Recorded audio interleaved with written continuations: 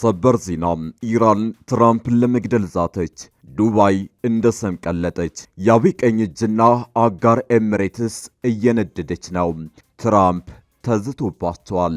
የኢራን አብዮታዊ ዘብ ከፍተኛ አዛዥ ትራምፕ ሆይ ለራስህ ተጠንቀቅ፣ አስወግዳለሁ ብለህ እንዳትወገድ ሲሉ ጀብደኛው ትራምፕ ላይ ዝተዋል። እነሆ ነገሩ ቀስ በቀስ ዋይት ሃውስ ደጃፍ ደረሰ። ትራምፕ በኢራን የግድያ ኢላማ ውስጥ ገብተዋል። ወዲህ ደግሞ ማምሻውን የአቡዳቢ ትልቁ የነዳጅ ማጣሪያ በኢራን ጥቃት ተፈጽሞበታል። አዎ ዱባይ በሚሳኤል እየነደደች ነው። በርካታ ኢትዮጵያውያን የሚኖሩባት ውቧ ዱባይ እንደ ጨው አምድ እየሟሟች ነው። ኢራን አረብ ኤሚሬትስን በሚሳኤል እያነደደች ነው። ይህ ያልበቃት ኢራን ግን ለረጅም ጊዜ ጦርነት ነው የተዘጋጀሁት፣ ለዲፕሎማሲ የሚሆን ቦታ የለኝም ስትል እየፎከረች ነው። ከዚህ በተጨማሪም አስፈሪ ማዕበል እከፍታለሁ፣ አዳዲስ ያልተሞከሩ ሚሳኤሎችንም አዘንባለሁ ስትል ዝታለች። ይህን ተከትሎ ትራምፕና ኔታንያሁም በድርድር ስም እየሸሹና እያፈገፈጉ ነው። ጦርነቱ እንደ መርግ እየከበደ መጥቷል። ኢራን ያለኝን ሁሉ ተኩሽ አልጨረስኩም ስትል፣ አሜሪካ በበኩሏ አደራድሩኝ ስትል እየተጣራች ነው። ኢራን ግን አሻፈረኝ ብላለች። ውድ የአንድ አፍታ ሚዲያ ቤተሰቦች ዱባይ በቁሟ እየነደደች ነው። ሱዳን፣ በሊቢያ፣ በየመንና ኢትዮጵያ አሰቃቂ ግፎች እንዲፈጸሙ ጦር መሳሪያ ስታቀብል የኖረችው አረብ ኤሚሬትስ እስከ ዛሬ በሌላ ሀገር የለኮሰችው እሳት ዛሬ ደጃፏ ደርሷል። የኢራን ሚሳኤሎች ኤሚሬትስን እያርበደብዷት ነው። ዓለምን ያስደነገጠውን ኢራን ትራምፕን ለመግደል ያሰማችውን ዛቻ እንመለከታለን። አስቀድመን ግን የዱባይን ጥቃት በተመለከተ ዝርዝር መረጃዎችን እናቀብላችኋለን። እነዚህን ጉዳዮች በስፋት እናስደምጣችኋለን። ቪዲዮን ላይክ አድርጋችሁ ጀምሩ። ወደ ዝርዝሩ እናምራ። ዱባይ በቁሟ እየፈረሰች በቁሟም እየሞተች ነው።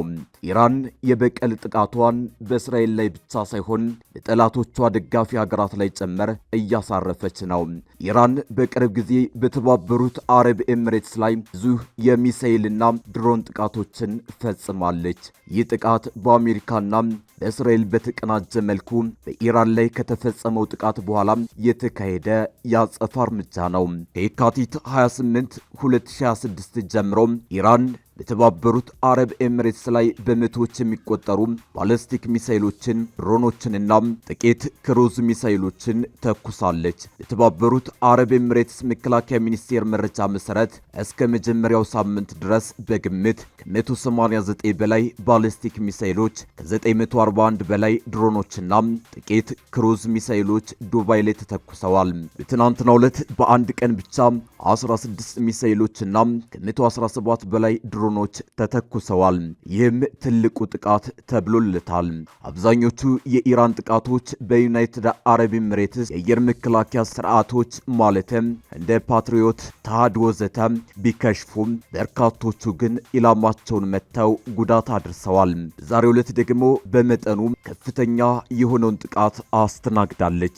የተባበሩት አረብ ኤሚሬትስ የሚገኘውና በሩዋይስ የኢንዱስትሪ ቀጠና ውስጥ የሚገኘው የሀገሪቱ ትልቁ የነዳጅ ማጣሪያ ፋብሪካ በደረሰበት የድሮን ጥቃት ሳቢያ ለጥንቃቄ ሲባል ስራ ማቆሙን ብሉምበርግ ከደቂቃዎች በፊት ጉዳዩን የሚያውቁ ምንጮችን ጠቅሶ ዘግቧል። የአቡዳቢ ብሔራዊ የነዳጅ ኩባንያ በነዳጅ ማጣሪያው ላይ የደረሰውን ጉዳት እየገመገመ መሆኑን የጠቀሱት ምንጮቹ ጉዳዩ ገና ይፋ ባለመደረጉ ስማቸው እንዳይጠቀስ ጠይቀዋል።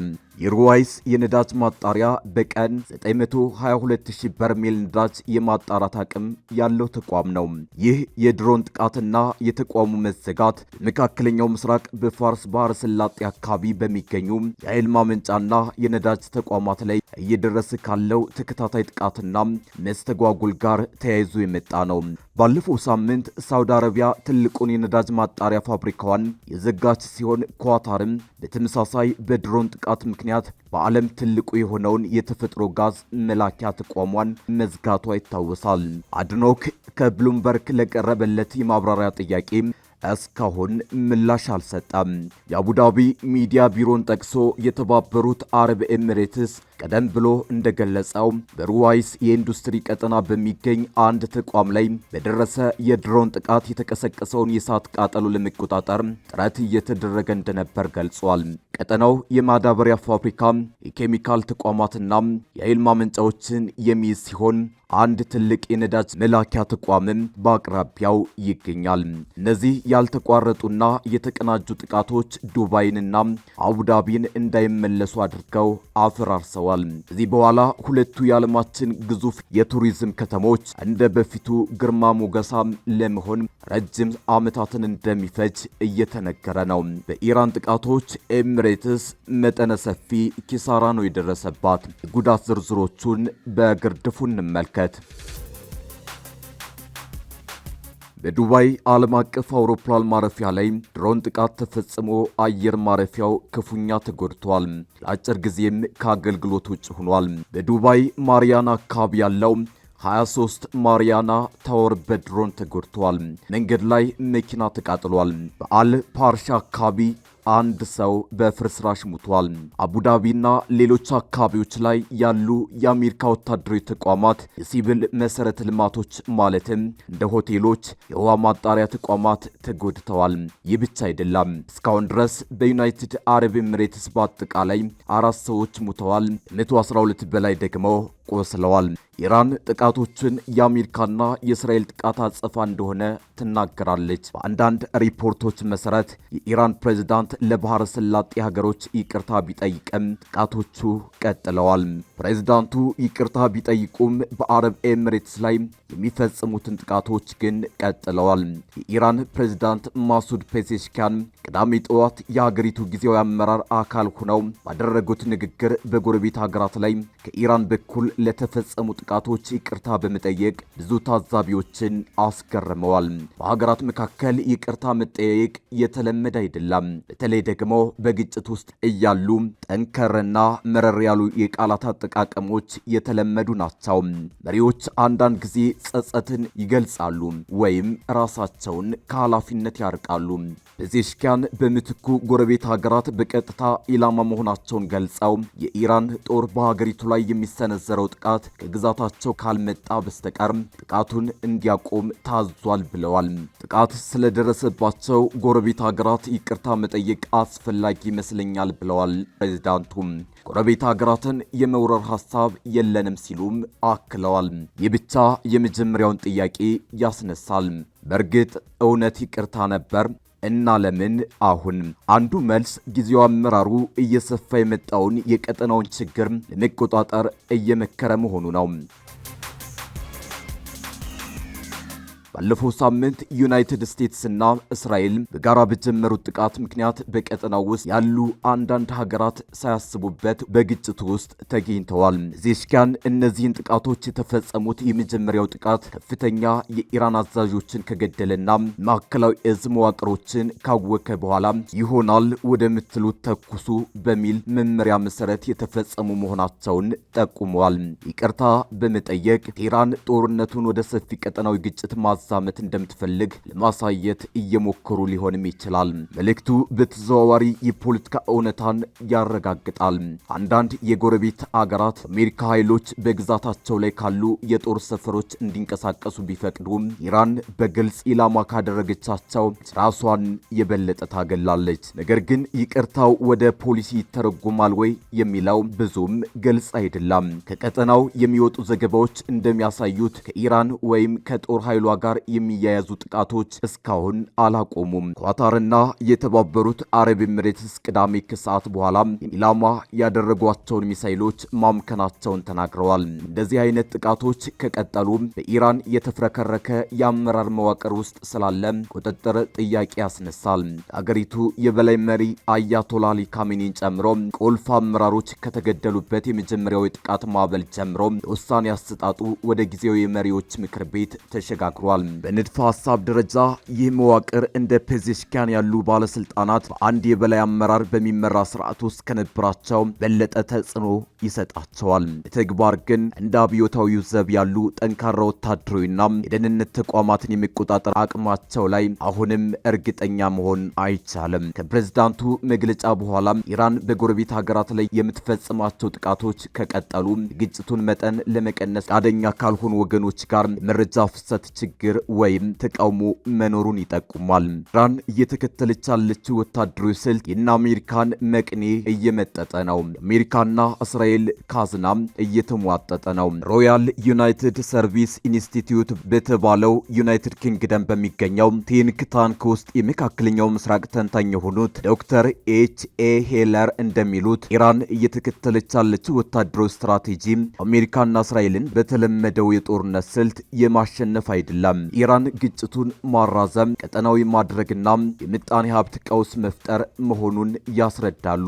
ኢራን በመደበኛ ጦርነት ልታሸንፍ አትችልም። ሌሎች ሀገራት በቀላሉ ድል እንዳያገኙ በማድረግና የምጣኔ ሀብት ውድቀት በማስከተል ነው ልትቀጥል የምትችለው ይላሉ። በፈረንሳይ በሚገኘው ሴንተር ፎር ኢንተርናሽናል ስተዲስ ተባባሪ ፕሮፌሰር ኒኮል ግራጅዊስኪ እንደሚናገሩት የኢራን አካሄድ የማዳከም ጦርነት ማድረግ ነው።